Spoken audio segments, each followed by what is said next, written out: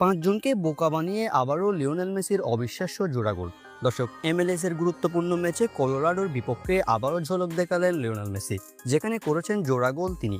জোড়া গোলের মধ্য দিয়ে ইন্টার মায়ামিকে ম্যাচটিতে জয় এনে দিয়েছেন লিওনেল মেসি। যেখানে ম্যাচের শুরুতে 18তম মিনিটে ইন্টার মায়ামিকে এগিয়ে নেন লিওনেল মেসি। ম্যাচের শুরুতে 18তম মিনিটে একটা পেনাল্টি পায় ইন্টার মায়ামি। সেই পেনাল্টি থেকে গোলকিপারকে বোকা বানিয়ে নিখুঁত শটে গোল করেন আর্জেন্টাইন এই খুদ জাদুকর। ম্যাচের 18তম মিনিটে মেসির দুর্দান্ত গোলে এগিয়ে যায় ইন্টার মায়ামি। মেসি এই ম্যাচে দ্বিতীয় গোলের দেখা পান ম্যাচের 79তম মিনিটে, যে গোলটি ছিল রীতিমতো চোখ দাঁড়ানো। দর্শক, ডিবক্সের ডান পাশ দিয়ে বল নিয়ে ঢুকে পড়েন লিওনেল মেসি। সামনে ছিল প্রতিপক্ষের 5 জন ফুটবল, প্রতিপক্ষের 4 জন ডিফেন্ডার এবং গোলকিপারকে বোকা বানিয়ে দুর্দান্তভাবে কার্ল শটে গোল করেন এই জায়গা থেকে আর্জেন্টাইন এই ক্ষুদে জাদুকর। শেষ পর্যন্ত এই ম্যাচটিতে 3 গোলে মায়ামিকে জয় এনে দিয়েছেন লিওনেল মেসি। ম্যাচটিতে জোড়া গোলের মধ্য দিয়ে মেসি হয়েছেন ম্যান অফ দ্য ম্যাচ। সেই সাথে ইন্টার মায়ামিকে নিয়ে এসেছেন পয়েন্ট টেবিলের 2 নম্বর অবস্থানে। 1 নম্বরে আছে ন্যাশভিল 19 পয়েন্ট নিয়ে।